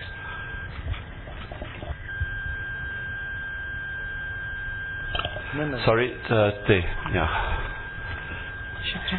Assalamu alaikum. Sorry, before you talk there, and then we're going to have to go to the right of the stadium before we get lynched on the platform here. I'm Shamila Ghani from the Job Creation Trust. I just want to take us back, and we need to reflect. As we're sitting here as communities, we're not blameless. If you look after 1994, what did we do in our communities? We took our kids out of our communities and sent them to schools in suburbs. So we are as blameworthy as everybody else, because if you had invested in the schools in your own community, the infrastructure would have improved, and the funds that was invested in the schools would have flowed in that community and stimulated local economic development inside your community. But we chose to take our kids out, and therefore our teachers are sitting with our jobs in our communities today, and we need to address that first and correct that, so that we can improve our schools in our own community and the infrastructure. That is my first point, and that needs to be addressed. That's why we have schools standing empty in our communities. Also, early childhood development. I don't see anybody speaking about early ECD in our communities, which has been neglected. We are doing a program in Stellenbosch, in the informal settlement, with the University of Stellenbosch and Department of Social Development on ECD. And a local, and I can mention here a Tariqa, a Sufi group that has invested in early childhood development in that community. So it is the community that's taking an initiative through a spiritual side of developing young children, but with the university as well. And this is the type of partnerships that we need to look at, because it's in conjunction with the primary school as well. We're focusing more on higher education, but where does it start from? It starts from ECD. And if you invest in your own community. So it's okay to speak about all of this, but we're looking outside of our communities and not looking inward, and that needs to be corrected first. Thank you. One question there. Unfortunately, I'm going to have to go to the right of the hall, and we'll return to centre. Thank you. My name is Rahib Najjar from Okaaf, South Africa. Just to add on to the last two people, and the minister would know that one of the problems that we all talk about is inequality all the time. The NDP, everybody knows it, and we all talk about it. And one of the issues is that the gaps that exist at school level already is the gap of resources. And I think the person just before me mentioned about the problems within schools. But let me make an example, because the minister would be able to associate with the example. And I'm from Cape Town. Your suburb schools in the southern suburbs of Cape Town, and no different in Johannesburg, are extremely well resourced. Government schools, the old Model C schools, and they have 10 rugby fields and everything else that goes with it.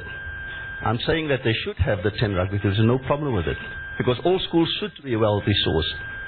But one of the problems that we sit with is that these schools have become just as elitist as the last speaker mentioned about the universities. Yet they are government schools. They are not private schools. Because they block access to education for those children who come from the poor backgrounds, yet they sit with the best resource schools that we have. So my suggestion would be that government should intervene and stop these schools from charging the exorbitant school fees that block our children from being able to go to these well-resourced schools. And I would just give example, because I know that the minister's, one of her children also went to the school, and my child also goes there, is that you cannot get any child into that school, the two schools I'm talking about, unless you come from a specific primary school that is extremely costly for you to maintain the children at that school as a parent, let alone the university that they go to. So from a practical perspective, if the government attend to the school fees at that level for well-resourced schools and well-resourced other schools, then I'm sure our children have access to good education and good facilities by blocking this whole economic embargo that they place on our kids for education. Thank you. Thank you. I'm going to give the microphone man a chance, to go to the right. There's a gentleman there. He's been raising his hand since the beginning. I just also want to allow Minister Pandor just to respond to the question on the issue of NSFAS, which will probably also extend to Funza Lashaka. I think this is a real issue for students who are sitting here right now. Minister, if you could maybe just respond to that particular question. The NDP does refer to funding for higher education and the need to improve it substantially. But it also indicates the problems we have in terms of areas that we need to support. And you would find that many newly independent African countries, for a range of reasons, often decided to focus only on certain sectors of education because of financial means. Now, one of the problems we have in South Africa is NSFAS was never intended for the model that's currently being implemented. It wasn't meant for free education. It was partial bursary, partial loan. And we were making strides with the repayment by graduates. Now, after student demand, it has suddenly become a free education program, scheme. It was never designed for that. So we've got to examine, as the students make demands, how do we improve resourcing to support students who deserve support, to really support poor students. There's been massive abuse of the fund led by student organizations, with students who shouldn't be receiving funding from middle-class families, providing questionnaire responses with really dishonest information. And the student leaders know about this. You know the background of many of your friends in the university, and that some of them come from families which are professional families who can afford to make a contribution. And you know that there are students who are extremely poor, who are denied these resources because students who shouldn't benefit are benefiting. So again, we come back to this notion of partnership. That rather than government doesn't do, this one doesn't do it. How do each of us make what we have work to address our real problems? So I think NDP has acknowledged we have funding schemes in place, but we need to ramp up support. In the poorer universities, we need to improve accommodation. Students are living in disgraceful conditions at Venda University and University of Limpopo, which are universities that are out of sight for many of us. So I think while NSFAS, the name, is not there, the issue of funding is definitely dealt with.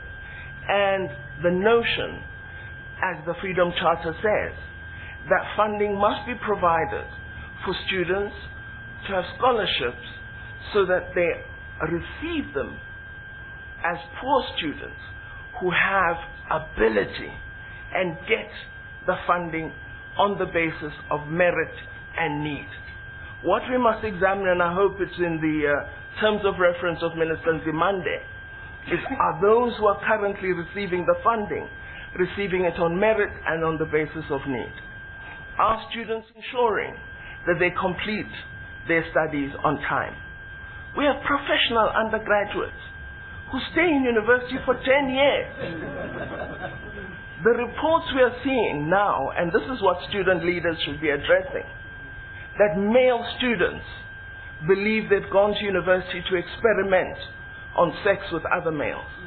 That's what the recent HIV/AIDS report of the Higher Education Unit on AIDS has indicated.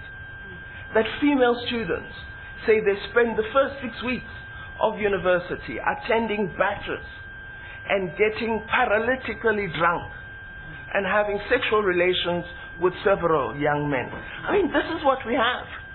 How do we address that? What are we saying about that? What are student leaders saying about research from HSRC, which says that 18 to 34-year-old girls are the most in danger from HIV and AIDS, and that they're in danger because they're having sexual relations with older men in South Africa? What do student leaders say? Those are real problems. Millions of young women are going to die. What do we do about that? So what I'm appealing for is, while attending to all the inadequacies government has, let's also look at how we as a society play a role in changing our country. And don't sit back, as we tend to do, that we are holier than thou because we're not in government, but you have these bunch of crooks who are ministers. I'm not a crook. I'm a Muslim who's playing my role with principle. But I need your support. If I'm to produce more engineers, if I'm to produce the PhDs that the NDP speaks about, I'm making more resources available for that, but I need your children to succeed with their BSc, with their honors, with their masters, and eventually PhD. I need them to become full-time researchers. I need them to be full academics, but with the right set of principle and mindset to make this country different. That's what we're appealing for.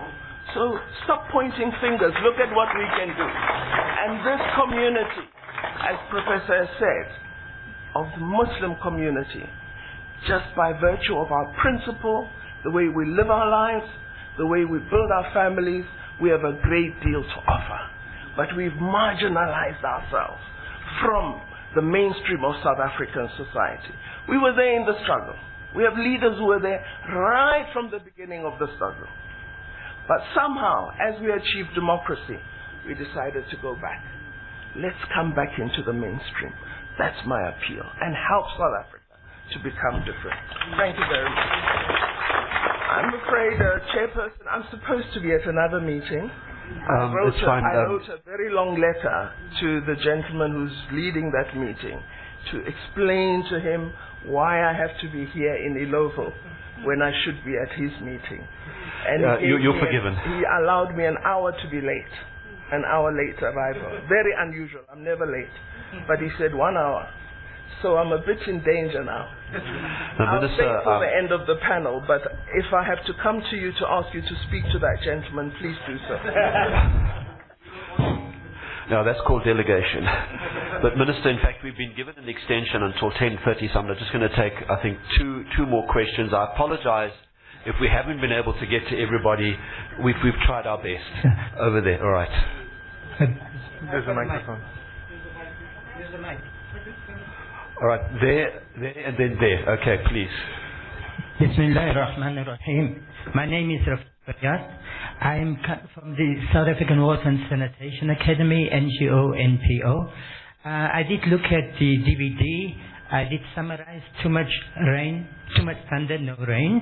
There is a research out 5 years ago that the NDP is not workable.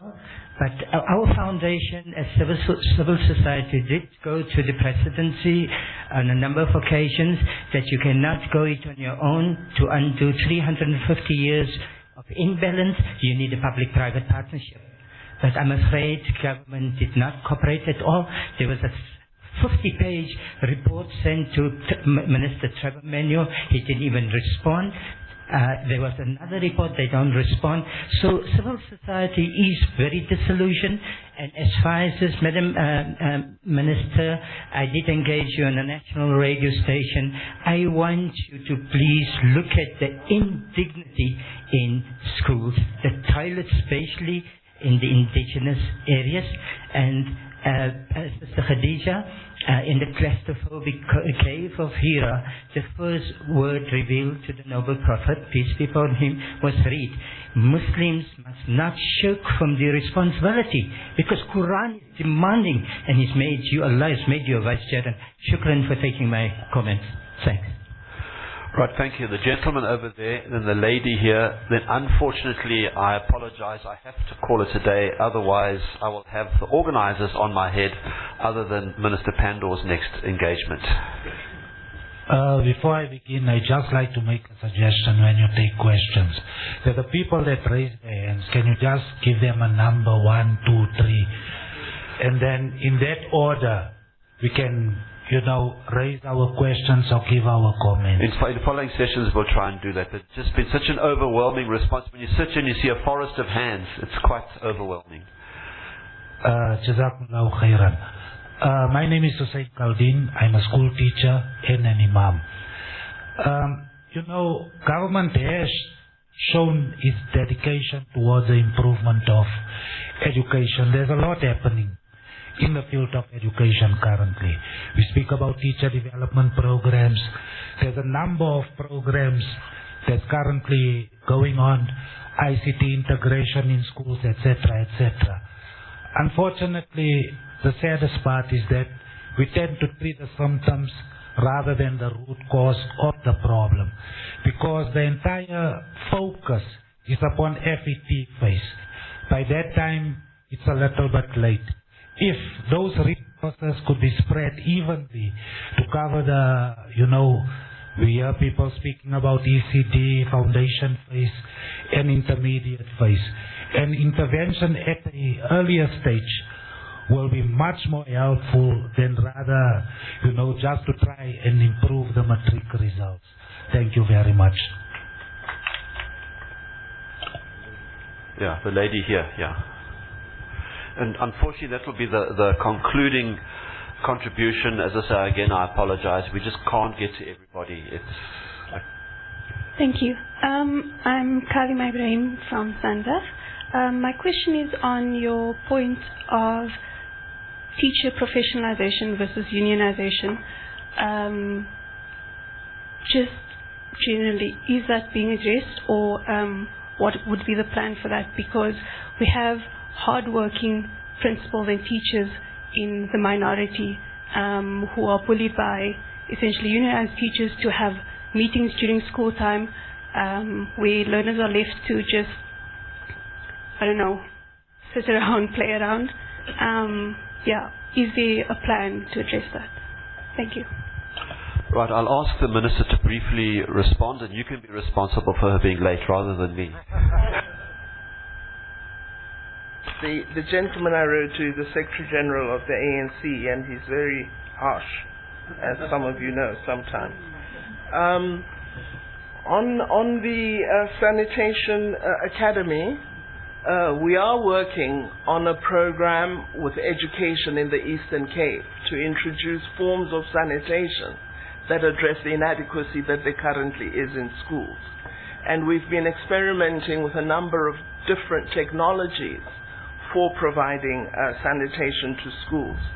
So I'd be very interested if you could email your document to me. At least what I promise is I will respond. I might not partner with you, but I'll respond. That I undertake to do. I do talk to various of my colleagues, and I am a very nosy person because I read a lot. And I do know that there are many public-private partnerships between government and a range of civil society organizations. We wouldn't be able to do a lot of what we try to do if we didn't have partnerships. It might be that I have not received a response or being supported, but to say entirely there isn't would not be an accurate reflection of what is happening. I agree there needs to be improvement, but there are partnerships between government and civil society, some very strong in certain sectors and perhaps some weak in others, but definitely there are partnerships. On the educator who spoke just now, I didn't want to read through some of the notes I had about what we're doing in education. It's actually quite immense, as you've indicated. And we do have a Foundations for Learning strategy that was introduced by me in 2008, and which has been enhanced significantly by Minister Mochega. So we are aware that we need to start with the foundations, because that's where the difference must be made. And teacher development is addressing some of the inadequacies that we've seen. For example, we've had a problem with some of our teachers not being able to teach reading. I know, for example, in the school that our children attended, that as parents, there was one teacher that all of us wanted our kids to be in grade 1, because she was renowned for being able to get the children literate by the end of grade 1. And so everybody would fight to get their kids into that Mrs. Warner's class. I remember that. So the issue of the ability to teach these basic literacy and numeracy skills is a big one, and it is being addressed. But we, as a society, make a lot of noise about passes. In fact, I became unpopular because the rates of percentage were going down, and a minister is blamed for it, and they go up. A minister is, acclaimed for it, but actually the conditions are different. But it's an interesting attitude of South Africa, which I find a fascinating country, not having grown up in it. But I absolutely agree, must focus on the basics. That's where the difference has to be made in order for us to address the challenge at the upper levels. I also just want to say to the colleague from Regent, that the recent post-school policy that Minister Nzimande addressed, which takes account of children who've had not completed education or no education, is a very important intervention. And the notion of establishing community colleges that would have both formal academic programs but a strong vocational or skills focus is, I think, a really welcome development. And it's something we should support him to implement. Finally, on the unionization versus professionalization, I think the conversation about these two concepts has improved. But we haven't yet gone far enough in assessing or establishing exactly what we do in order to enhance professionalism. It's a discussion we're having with the unions. There's some teacher unions that are who bought into it very, very well, but there are others for whom it is still a debate. Because when you raise it, some organizations believe you want to deny people their constitutional right to exercise either the right to strike or other elements. Whereas actually the interest is how we enhance professionalism to improve educational achievement and quality. So I think it's a debate we will continue to have. It's not as stridently oppositional as it was a few years ago. There has been a shift, and I think that's very welcome, but we've got to see it embedded much more in the practices of the larger unions, because they influence what has happened. And we've got to take them away from playing such a strong role in administration of schools and a much bigger role in the academic enterprise of schools. So it's something we're working hard at, both as the governing party, the ANC, as well as the Department of Basic Education, along with several organizations. It's something we're all working hard at, and which we hope we will achieve eventually.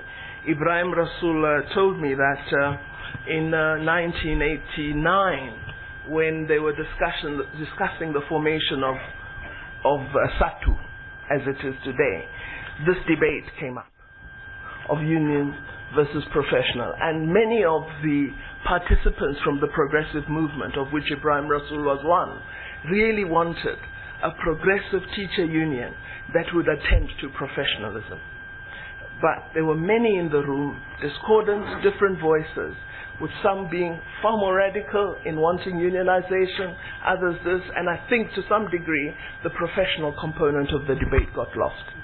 We need to bring it back with everybody agreeing so that we have a consensus that would allow us to do what the NDP would like us to do. There couldn't have been research that said the NDP will fail 5 years ago because we hadn't adopted it at that time.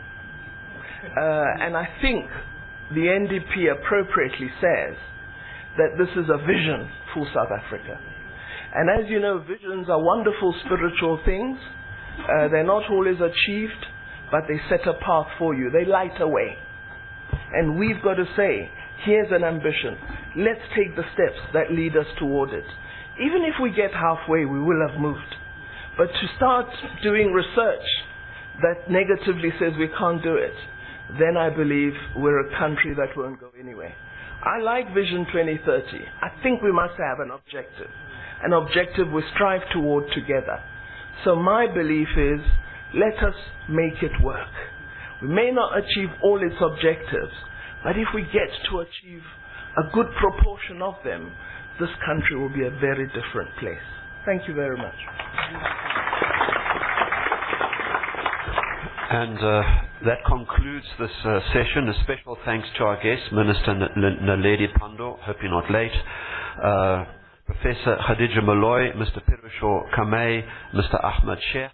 Thank you very much. And last closing comment, I think what's been very profound from the session is that you as South Africans, you as Muslims, you do care and you are willing to engage. And I think what needs to happen is that this engagement needs to go beyond the corridors of this particular event into the corridors of power, into the civic society organizations, and into the private institutions. But thank you very much for your contribution here as well.